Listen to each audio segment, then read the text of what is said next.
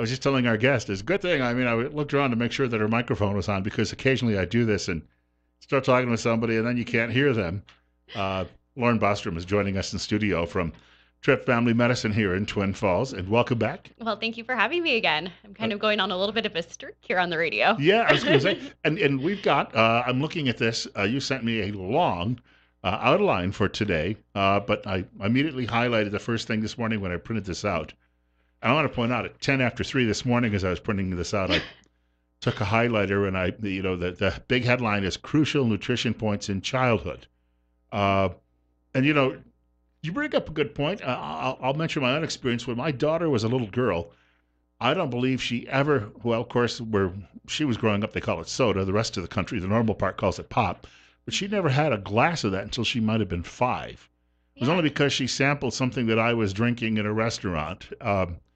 And so she never really became much of a drinker of what people call, I guess, well, we'll combine it, call it soda pop. Yeah. And so, one of the things I really wanted to talk about today is really looking at when your kids are toddlers and how that can be such a turning point as far as their projection for healthy lifestyle and eating habits down the road. Hmm. And there's a lot of things that are hard things to just know off the bat if you haven't had other kids before, been told some of these things before, especially with all the things that we have available to us as far as processed foods, ways to kind of feed your kids quickly. And there's a lot of trouble we're having with obesity later in childhood or early onset diabetes. And we have the ability to prevent that really early on in life. Well, it's not just drinking sugar drinks, is it? It's not just sugar drinks, and so a lot of it is the access that we give our kids to food. And so I might hop around a little bit here from the outline, but I'm going to kind of jump into kind of overeating, which is an easy thing that we do as adults all the time, and easy thing for kids to do. So a lot of times kids can have an easy access to our food pantries. And Hmm. if you have a walking young one around, you'll find that they find their way into things, especially if they know about the treats in the pantry too. So we're really trying to limit that and finding ways to not allow your kid to have access to those. I had a friend when I was a kid, and his mother actually had a candy closet just off the kitchen. Now, she gave him candy occasionally, but see, she couldn't be there all the time. So when we were playing with Ray, we'd go into the kitchen sometimes, the group of us, and raid the closet because there was no guard there and there was certainly no lock on it.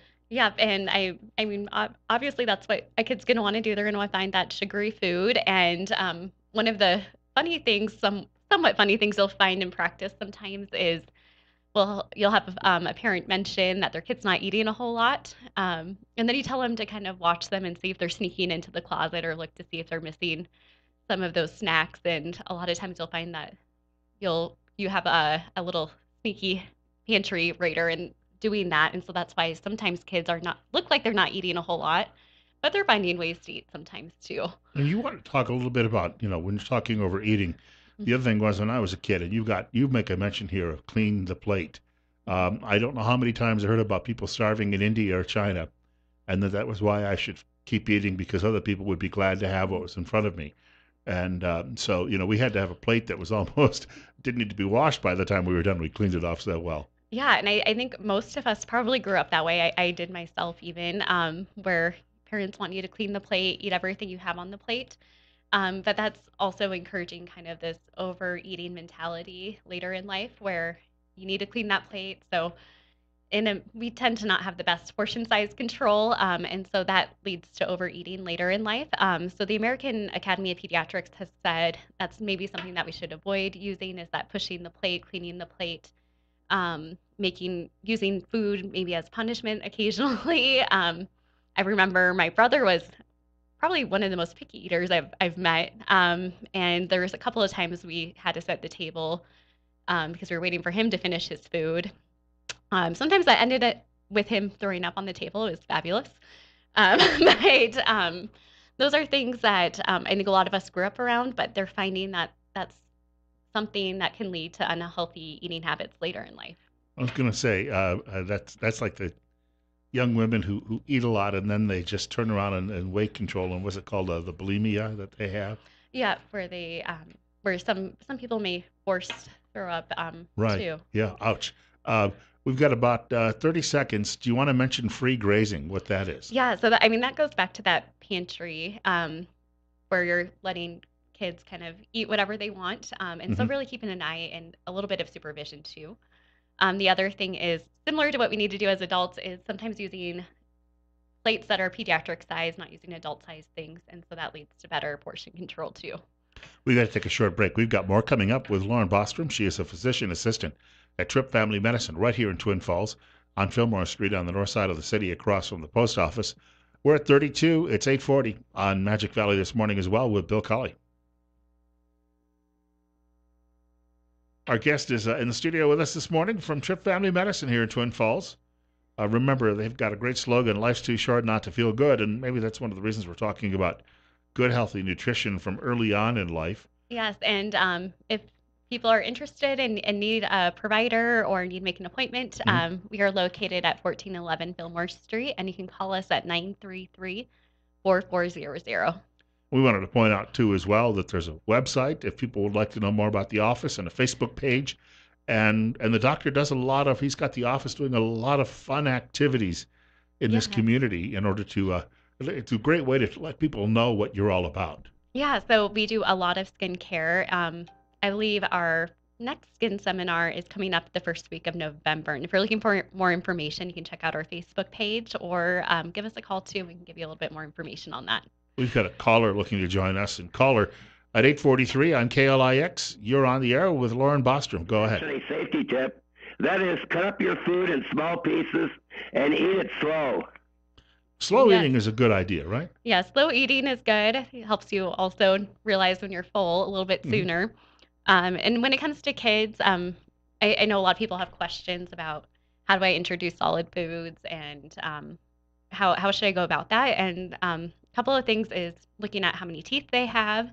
If they're mostly full of gum, you want to make sure whatever solids you're giving them is something that you can kind of smush between your fingers so that they're able to chew it pretty easy.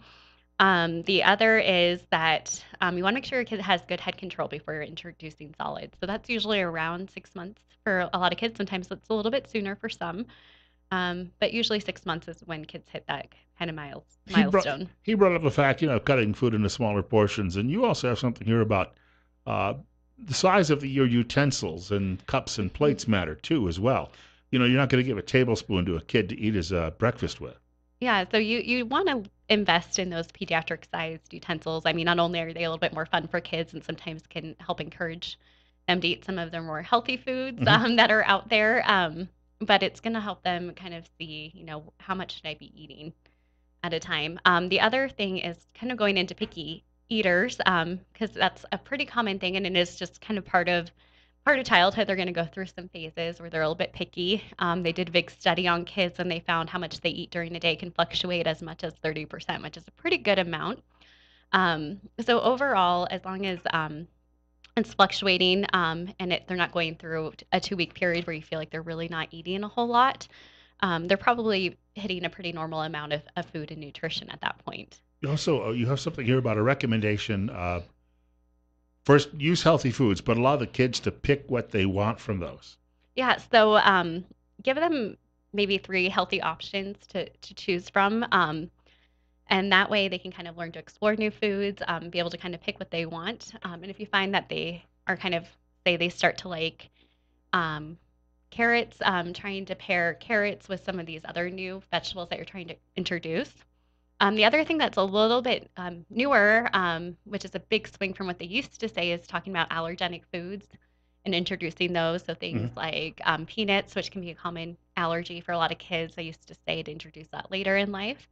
They found that there's really not a huge benefit in waiting, and it actually might do better introducing it a little bit younger in life, and that might decrease the risk of developing an allergy to that Now, food. when we talk about healthy foods, I remember as a kid going to Thanksgiving celebrations. Of course, there's way too much food around, I suppose, but most of the food that was served was actually very good food. You might get some squash, and you'd have the choice of squash and maybe some potatoes and maybe some beets.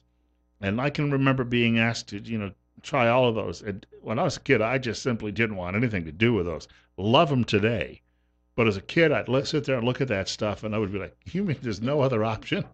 Yeah, so I mean, finding options that they like and trying not to force feed things that they don't want to eat so they don't associate with kind of negative things later in life is always a good thing too. Well, Because I know for some kids, Thanksgiving, it might be a dreaded day because all of a sudden they have all these foods that they don't normally eat, and parents or families trying to almost force them to eat against their will. And so that sometimes turns into kind of a negative holiday for a while for some yeah, people. yeah. When I was a little boy, I'm not traumatized or anything, but I remember they put the squash on my plate, and my plate had a picture of a coachman, and he had a whip in his hand because he's riding atop the coach with a team of horses. And I didn't want to eat the squash, and my uncle Larry said, I've got one of those in my the trunk of my car. I can go get that if you don't eat the squash. Now, threatening to whip me because I wouldn't eat squashes, he meant it in a good-natured way, but still, you don't really want to tell people that there's a physical punishment if you don't eat a particular thing on your plate. Yes, and so that's a big thing for kids. It's kind of giving them kind of a positive idea about good healthy food choices and not having them go, gross, that's a vegetable, and trying to kind of encourage that. And one thing, kind of on the flip side of this, up to 1 year of age, you're not really wanting to limit kids' food choices. That's when they're doing a lot of their development. That's a good thing in that age group. Hmm. And so that's when we're really looking at doing breast milk or whole cow's milk. They really don't recommend switching to reduced fat milk until after 2 years of age. But once you get used to like a reduced fat milk, I can remember when I switched to skim. And in the beginning, your palate, your taste buds don't like it. But after you drink it for a while, it was very difficult to go back to a whole milk. In fact, it almost seemed too rich when I was drinking it. Yeah, yeah. I grew up on skim milk, and my husband grew up on whole milk. So we have had to compromise on the 1%, which is still to me a little bit different, but Whole is 3%, though, right? I mean, that's the breakdown. People think yeah. whole, it's 3%. So you've got skim, one, two, and three, Yeah. and those are your own. There's only really four options that people have. Yep, yep. There's only a few, and really, y- we do encourage milk milk consumption, but you can actually overdo it on milk. I know growing up, I used to really drink a lot of it, thinking I was going to be really healthy and strong, which is what we encourage. But they're saying about 16 ounces a day is what we need when we're toddlers. I think when my brother and I were going through a gallon a day when we were kids, that might have been too much then. The and by the way, you wanted to mention proteins. Now, would we talk about that? A lot of that can be you can still find proteins in beans and things, but when it comes to meat consumption, is there a limit on what kids should be eating? So really trying to push the leaner proteins like the white meat, like chicken, is going to be a little bit better for them.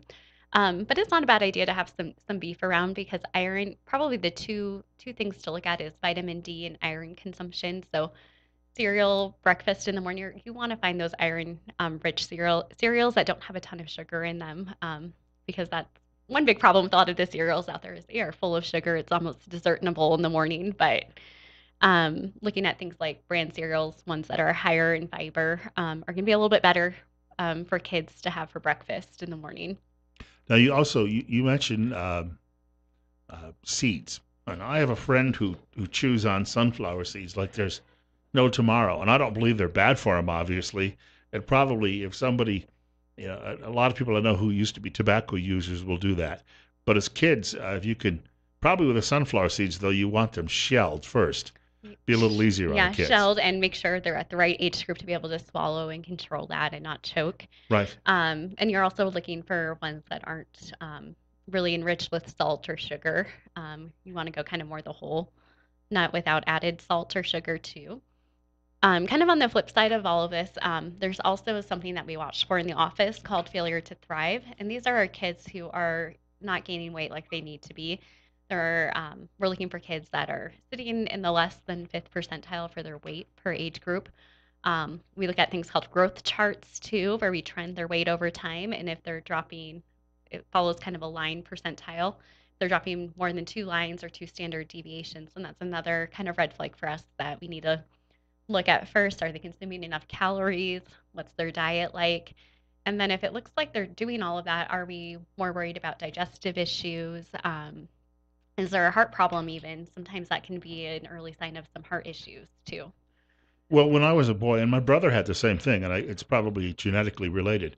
My sister didn't have it, but my brother and I were both not gaining weight when we were infants, and it turned out we had a stenosis at the bottom of the stomach, where the Yeah. stomach would go into the intestines, and so we both had surgery done, identical surgery basically, and that eliminated that.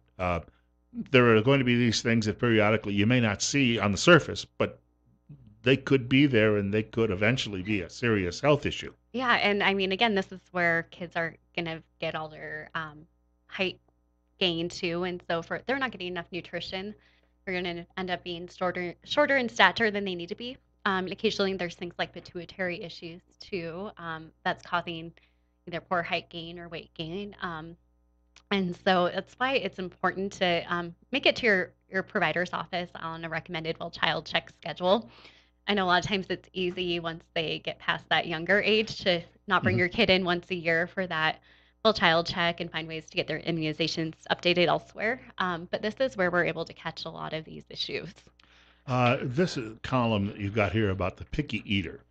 A lot. When I just talked a little bit about my choices at Thanksgiving when I was a kid, but this is every parent is going through. I guess this at some point when their child is young. Maybe not for a very long period, and sometimes maybe it could be. But this is.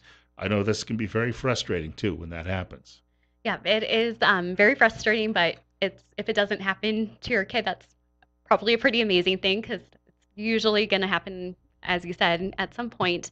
And so again, it's kind of giving them choices is going to help kind of help with that. Offering them food multiple times throughout the day is also going to be something that can help. And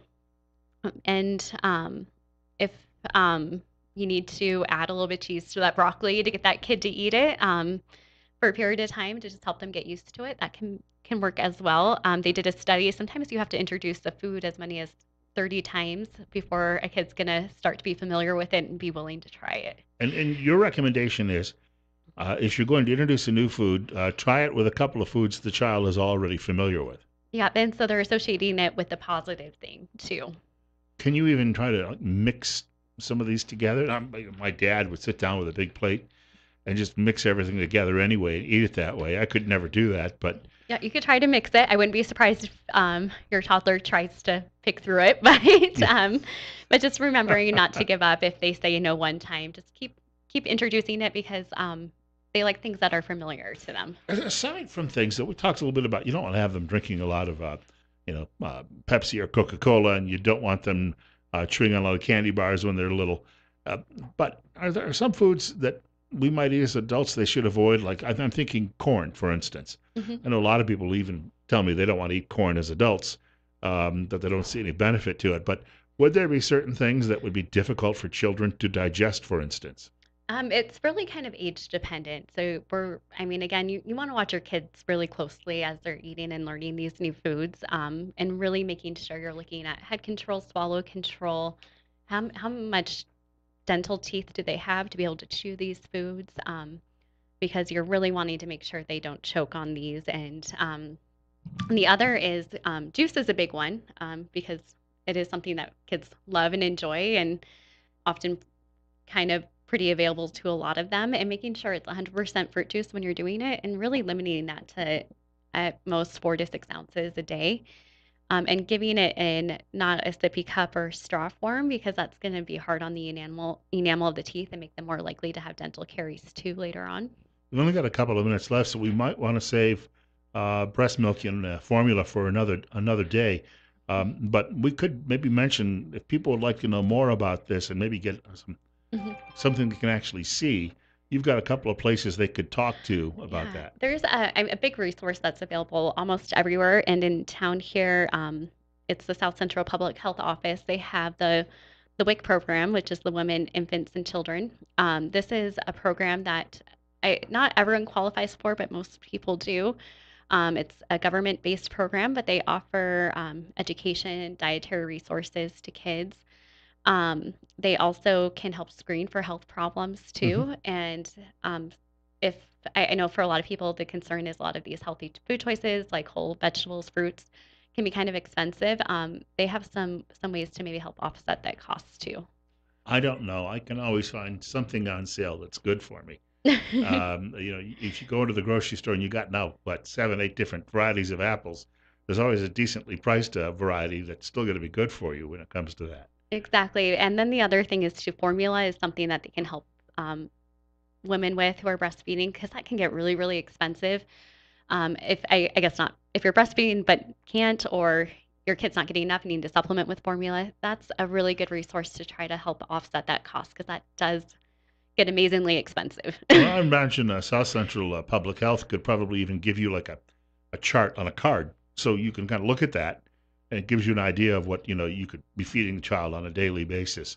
Yep, Something that's got to be available somewhere, I'm sure. and I checked out their website recently, and so if you go on there and you're just curious if you qualify for any kind of benefits or what benefits they may have to offer, you can do that all online there too if you just Google WIC or Women, Infants, and Children. Got a few seconds left. Again, if people would like to get in touch with Tripp Family Medicine, which is still looking for new patients, what do you do? So give us a call at 208-933-4400, or you can find us at 1411 Fillmore Street, which is over by Gold's Gym and the post office there too. I pass through that intersection probably 10 to 15 times a week. So I know the area well, whether you're going to the postal service or you're running to a grocery store or somewhere in the neighborhood. Lauren Bostrom, thank you. Well, thank you so much. We'll see you again soon. Coming up on 8:59, we're at 32 on News Radio 1310, KLIX, and News Radio 1310.com. One more hour of Magic Valley this morning left with Bill Colley.